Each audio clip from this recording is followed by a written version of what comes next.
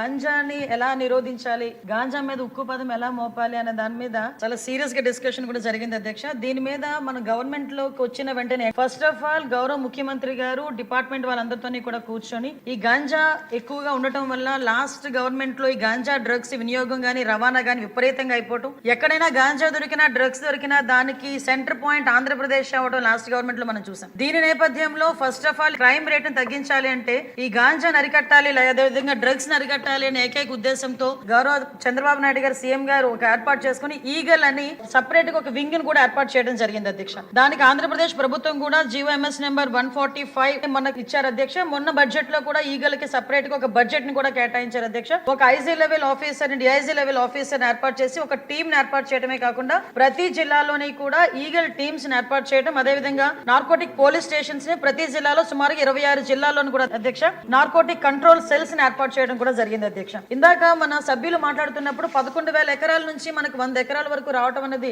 సంతోషంగా ఉంది అని చెప్పారు. దీన్ని కూడా ఎలా కంట్రోల్ చేయాలి, దానికి సంబంధించిన ప్రతి ఇన్ఫర్మేషన్ కూడా డిపార్ట్మెంట్ వాళ్ళ దగ్గర ఉంటుందని చెప్పారు అధ్యక్ష. అది ఉండడానికి నిజంగా ఒక 20 హాట్ స్పాట్లను కూడా ఈగల్ టీమ్ అదేవిధంగా డిపార్ట్మెంట్ వాళ్ళందరూ కూడా ఐడెంటిఫై చేశారు అధ్యక్ష. సుమారుగా మనం చూసుకుంటే అధ్యక్ష నెంబర్ ఆఫ్ విలేజెస్ చూసుకుంటే దగ్గర 7 విలేజెస్ లో అధ్యక్ష 375 అంటే మండలాల్లో 7 మండలాల్లో 375 విలేజెస్ లో ఈ హాట్ స్పాట్స్ గుర్తించి కల్టివేషన్ చేయకుండా తీసుకునే బాధ్యతను కూడా తీసుకున్నారు అధ్యక్ష. ఒక ఎగ్జాంపుల్ చెప్పాలి అధ్యక్ష, 359 ఫ్యామిలీస్ ఇందులోని గత కొన్ని సంవత్సరాలుగా వీళ్ళు హ్యాబిచువల్ అఫెండర్స్ అధ్యక్ష. కల్టివేషన్ చేస్తూనే ఉంటారు, ఎంతమంది చెప్పనేయండి ఎన్ని చేయనియండి వాళ్ళు అక్కడ కల్టివేషన్ చేస్తూనే ఉంటారు అనమాట. మన గవర్నమెంట్ వచ్చిన తర్వాత 359 ఫ్యామిలీస్ ని కూడా ఐడెంటిఫై చేసి వాళ్ళకి ఆల్టర్నేట్ క్రాప్స్ ఇచ్చి ఈ సంవత్సరం ఒక ప్లాంట్ కూడా వేసుకునే పరిస్థితి లేకుండా వాళ్ళని మోటివేట్ చేసుకుని వాళ్ళు మన కంట్రోల్ లో పెట్టుకునే పరిస్థితి వచ్చింది అధ్యక్ష. దీనికి చెప్పేది ఏంటంటే ఏ రకంగా తగ్గించారు 11,000 ఎకరాల నుంచి 100 ఎకరాల వరకు అని చెప్పడానికి ఇది ఒక ఎగ్జాంపుల్ గా చెప్తున్నాం అధ్యక్ష. సుమారుగా ఈ గంజాయి సాగు చేసిన తర్వాత ట్రాన్స్పోర్టేషన్ కూడా చూసుకుంటే అధ్యక్ష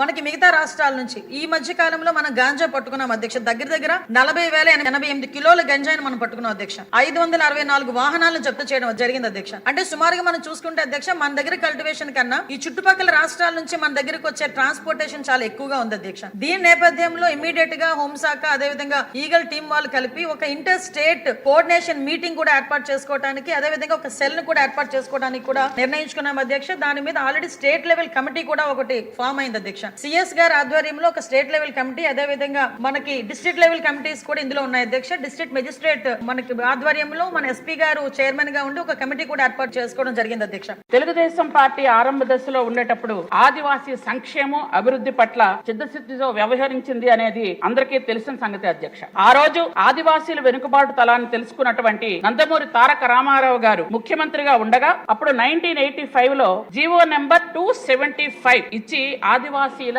అభ్యున్నతికి ప్రోత్సహించారు అధ్యక్ష. ఆ రోజు గిరిజనుల హక్కులు కాపాడడానికి 1/70 యాక్ట్ తీసుకొచ్చి ఆదివాసీల పాఠశాలలో కేవలం ఆదివాసీలే ఉద్యోగం చేయాలని ఆ రోజు తీసుకొచ్చినటువంటి రూల్ ఈ రోజు ఆదివాసీల జీవనంలో వెలుగులు నింపింది అధ్యక్ష. అలాగే గిరిజనుల హక్కులు కాపాడడంలో గిరిజనులకి ఎక్కడ కూడా వాళ్ళ హక్కులు భంగం కలగకుండా చూసినటువంటి ఘనత మన చంద్రబాబు నాయుడు గారిది అధ్యక్ష. అయితే అధ్యక్ష ఈ జీవో నెంబర్ 3 గురించి సోదరులు అడిగారు. జీవో నెంబర్ 3 ని 275 ని కూడా గత టైంలో ఎన్టీ రామారావు గారు తీసుకొచ్చిన 275 జీవోని కాలక్రమేణా అది జీవో నెంబర్ 3 గా రూపాంతరం చెందింది అధ్యక్ష. ఎందుకంటే మధ్యలో కూడా ఒకసారి వాళ్ళు దాన్ని క్యాన్సిల్ చేయడం, మళ్ళీ చంద్రబాబు నాయుడు గారు వచ్చిన తర్వాత అదే జీవోని జీవో నెంబర్ 3 గా 275 జీవో నెంబర్ 3 గా తీసుకొచ్చి గిరిజనులకు మళ్ళీ మా ఆదివాసీలటువంటి గ్రామాల్లో టీచర్స్ గాని డీలర్స్ గాని అన్ని కూడా ఆదివాసీలకు ఇవ్వడం జరిగింది అధ్యక్ష. గత 5 సంవత్సరాల్లో జగన్మోహన్ రెడ్డి గారు ఆదివాసీలకు ఏం చేయలేదు వదిలేయండి అధ్యక్ష. కానీ సుప్రీం కోర్టులో ఈ కేసు ఉంటుండగా సుప్రీం కోర్టులో కొట్టేసింది అధ్యక్ష.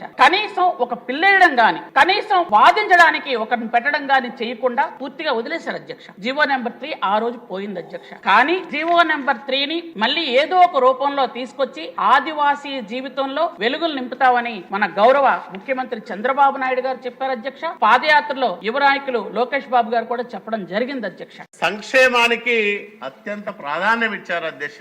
ఎందుకంటే ఇంత పెద్ద ఎత్తున సంక్షేమ కార్యక్రమాలు అమలు చేస్తారని ఎవరు ఊహించలే. తీవ్రమైన ఆర్థిక సంక్షోభంలో ఉంది. 10 లక్షల కోట్ల రూపాయలు అప్పులు చేసి పెట్టాడు జగన్మోహన్ రెడ్డి. అప్పులకి సంవత్సరానికి దాదాపు 24-20 వేల కోట్ల రూపాయలు వడ్డీల రూపంలోనే కట్టుకునే పరిస్థితి ఉంది ఈ రాష్ట్రానికి. అంటే వెంటిలేటర్ పైన ఆంధ్రప్రదేశ్ రాష్ట్రాన్ని నిలిపి జగన్మోహన్ రెడ్డి వెళ్ళాడు. జగన్మోహన్ రెడ్డి ఆంధ్రప్రదేశ్ రాష్ట్రానికి ముఖ్యమంత్రి అయిన తర్వాత కరోనా వచ్చింది అధ్యక్ష. కరోనా వల్ల ప్రపంచం అంతా కూడా వణికిపోయింది, దేశం కూడా చాలా ఇబ్బందులు ఎదుర్కొంది. కానీ కరోనా కంటే అత్యంత ప్రమాదకరమైన రోగం ఆంధ్రప్రదేశ్ రాష్ట్రాన్ని జగనోరా రూపంలో 5 సంవత్సరాలు పట్టి పీడించింది అధ్యక్ష. ఆ రోగం వల్ల ఆర్థిక వ్యవస్థ ఛిద్రమైంది, చిన్నాభిన్నమైంది, కోలుకోలేని స్థితికి చేరుకుంది.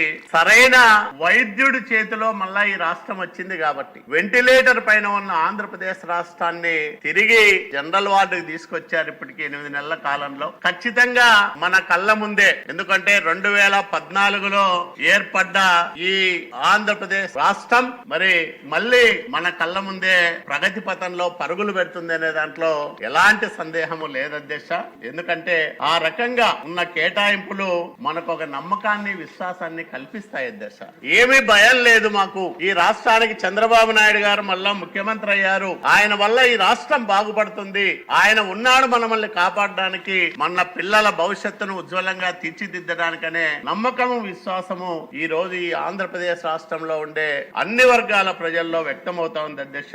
ఎందుకు ఈ మాట అంటున్నానంటే 2014-19 మధ్య కాలంలో ఒక్క సాగునీటి రంగం పైనే 65,000 కోట్ల రూపాయలు ఖర్చు చేసిన ఘనత చంద్రబాబు నాయుడు గారికి ఉంది అధ్యక్ష. అంటే మూలధన వ్యయం ఎప్పుడైతే పెరుగుతుందో ఒక ప్రభుత్వంకి సంబంధించి ఆ రాష్ట్రంలో ప్రభుత్వ సంపద పెరుగుతుంది, ఆస్తులు పెరుగుతాయి, ఆదాయం పెరుగుతుంది. దాని ద్వారా సంక్షేమ కార్యక్రమాలు అమలు చేయడానికి అవకాశం ఏర్పడుతుంది. ఈ మూలధన వ్యయం అనేది అత్యంత కీలకమైనది అధ్యక్ష. 2014-19 మధ్య కాలంలో 59% అంటే కేటాయింపుల్లో 59% మూలధన వ్యయాన్ని మనం ఖర్చు చేయగలిగితే 19-24 మధ్య కాలంలో వైసీపీ ప్రభుత్వ హయాంలో కేవలం 22% మాత్రమే ఈ మూలధనం వ్యయం కాబడింది అధ్యక్ష. మరి దాదాపు 60% తగ్గిపోవడం వల్ల మూలధన వ్యయంలో ఆస్తులు క్రియేట్ కాబడలేదు, ఆదాయం పెరగలేదు, అప్పులు విపరీతంగా భారంగా మారాయి ఆంధ్రప్రదేశ్ రాష్ట్రానికి. దాని వల్ల ఈ రాష్ట్రం మళ్ళీ 10 సంవత్సరాలు వెనక్కి వెళ్లే ఒక ప్రమాదకరమైన పరిస్థితిని జగన్మోహన్ రెడ్డి తీసుకొచ్చాడనే విషయాన్ని కూడా ఈ సందర్భంగా నేను మీకు గుర్తు చేస్తా ఉన్నాను అధ్యక్ష.